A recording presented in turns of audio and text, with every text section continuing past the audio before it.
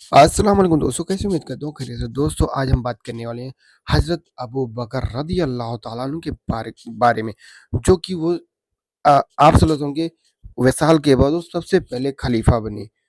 ये हमारे नबी पाक के बहुत ही पुराने और करीबी साथी थे और उस समय मुस्लिम कम्युनिटी बहुत ही कमज़ोर थी, जिसे अबू बकर ने बाद में उनको इतनी मजबूत बनाया ताकि वो बड़े-बड़े एम्पायरों से लड़ने की क्षमता रख सकें। जैसे कि रोमन एम्पायर थे, पर्शियन एम्पायर, ये उस वक़्त अरब कंट्री के 2 सबसे बड़े ताकतवर पूरी दुनिया के अंदर जो सबसे ताकतवर जो एम्पायर थे, सल्तनत थी, वो थी रोमन और पर्शियन एम्पायर।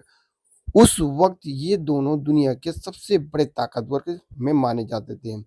हज़रत अबू बकर रज़ियल्लाहु ताला अन्हु ने सबसे पहले पर्शियन एम्पायर को फ़तेह किया और उसके बाद उन्होंने रोमन एम्पायर को भी फ़तेह किया। आगे वीडियो देखें और वीडियो अच्छी लगे तो वीडियो को ज़्यादा से ज़्यादा शेयर करें। रसूलुल्लाह सल्लल्लाहु अलैहि वसल्लम की वफात के कुछ ही अरसे बाद ऑलमोस्ट पूरे अरब ने पहले खलीफा अबू बकर रज़ियल्लाहु तआला अन्हु के खिलाफ बगावत का ऐलान कर दिया। लेकिन अबू बकर रज़ियल्लाहु तआला अन्हु ने बहुत तेजी से इन सारी बगावतों को अपने जनरल खालिद बिन वलीद की लीडरशिप में क्रश कर दिया। नाउ एक बार फिर पूरा अरब मदीना की गवर्नमेंट के अंडर बिल्कुल यूनाइट हो चुका था।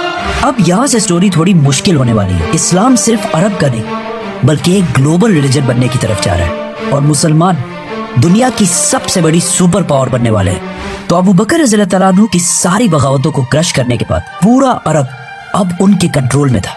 लेकिन अरब फिर भी एक डेजर्ट था और बहुत ही गरीब इलाका था और पूरा अरब यूनाइट होने के बाद भी एक सुपर पावर नहीं बन सका। असल सुपर पावर अरब से बाहर रोमन और पर्शियन एम्पायर थी। ये दोनों एम्पायर्स दुनिया की बहुत बड़ी और बहुत पुरानी एम्पायर्स थी।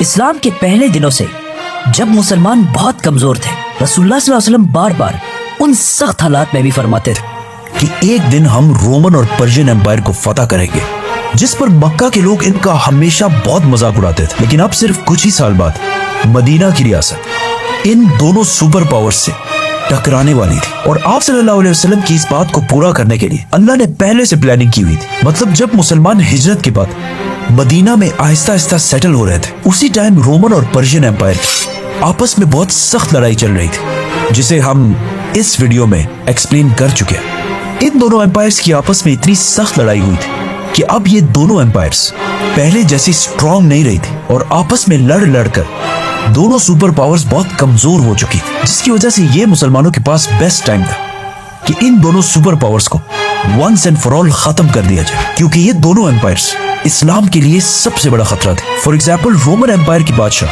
हेराक्लियस, उन्होंने जंगी मुता और जंगी तबूक पे मुसलमानों को खत्म करने की कोशिश भी की, लेकिन फिर भी अबू बकर रज़ियल्लाहु तआला अन्हु ने पहला हमला रोमन एम्पायर पर नहीं बल्कि पर्शियन एम्पायर पर किया। इससे कुछ साल पहले रसूलुल्लाह सल्लल्लाहु अलैहि वसल्लम ने दुनिया के सारे बादशाहों की तरफ लेटर्स भेजे थे और उन्हें इस्लाम की तरफ आने का हुक्म दिया था, जिसका सबसे बुरा रिस्पॉन्स पर्शियन बादशाह खुसरो ने दिया था और आप सल्लल्लाहु अलैहि वसल्लम की भेजे हुए लेटर को बहुत गुरूर के साथ फाड़ दिया था, जिसके बाद पर्शियन एम्पायर और मुसलमानों के दरमियान हमेशा एक कोल्ड वॉर चलती रहती थी और पर्शियन एम्पायर बार बार मुसलमानों की गवर्नमेंट को थ्रेट्स भी भेजती थी। लेकिन आप सल्लल्लाहु अलैहि वसल्लम के लेटर को फाड़ने के बाद उसी पर्शियन बादशाह खुसरो के बेटे ने उसे कत्ल करके खुद पूरे ईरान का बादशाह बन गया। लेकिन कुछ ही अरसे बाद उस बेटे के आर्मी चीफ ने उसे तख्त से हटा दिया और खुद बादशाह बन गया। फिर बाकियों ने मिलकर उसे भी तख्त से हटा दिया और एक औरत को मलका बनाया। फिर उसे भी हटा दिया गया और उसकी जगह किसी दूसरे को लाया गया। फिर उसे भी हटा दिया गया। मतलब बिल्कुल थोड़े से अरसे में ईरान के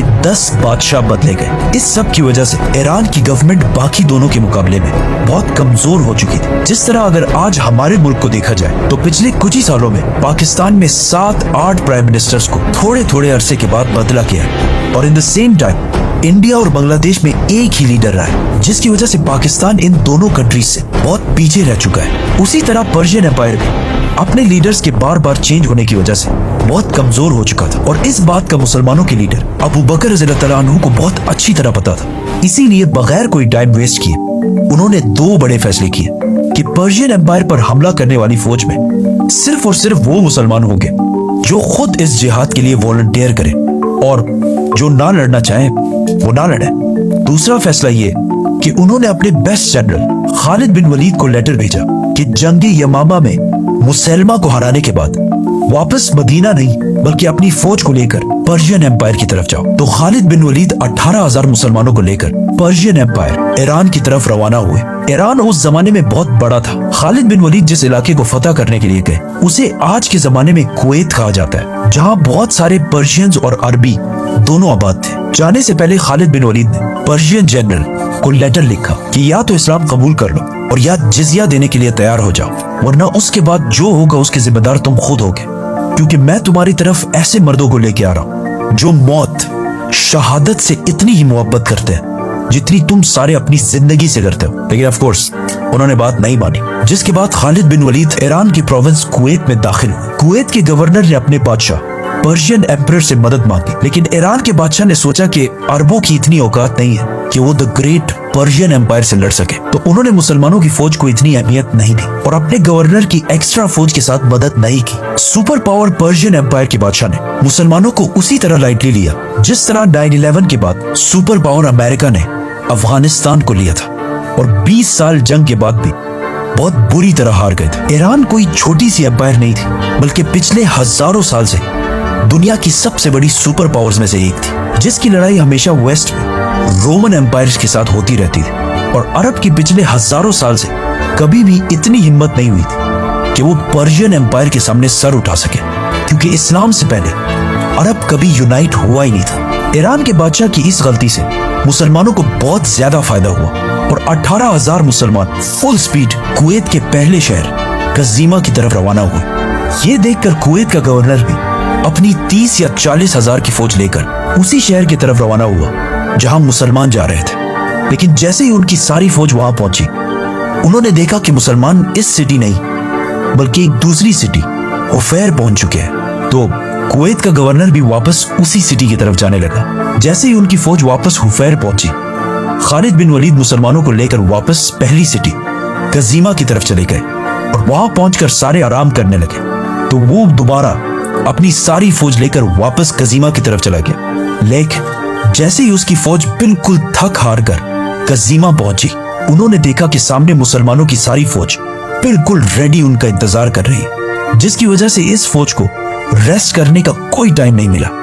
ये सब खालिद बिन वलीद की जबरदस्त प्लानिंग थी कि पर्शियन फौज को जंग से पहले ही इतना थका दिया जाए कि वो जंग के दिन लड़ने के काबिल ही ना रहे। नाउ मुसलमानों की फौज और पर्शियन एम्पायर की फौज में बहुत बड़ा डिफरेंस था, क्योंकि पर्शियन एम्पायर एक सुपर पावर थी और उनकी आर्मी को दुनिया की बेस्ट आर्मी समझा जाता था। लेकिन इतनी प्रोफेशनल फौज होने की वजह से इनका बॉडी आर्मर और सामान हमेशा बहुत ज्यादा और बहुत भारी होता था, जिसकी वजह से उनकी फौज को एक जगह से दूसरे जगह जाने में बहुत मुश्किल होती थी। जिसके मुकाबले में अरब फौज कोई फौज नहीं बल्कि बस आम मुसलमान थे और इनका आर्मर और सामान बहुत सिंपल और हल्का होता था, जिसकी वजह से इनकी स्पीड बाकी फौजों से बहुत तेज होती थी। इस बात का खालिद बिन वलीद को बहुत अच्छी तरह पता था कि अगर हमें पर्शियन एम्पायर से जीतना है तो नंबर्स और ताकत से तो हम कभी भी इनका मुकाबला नहीं कर सकते।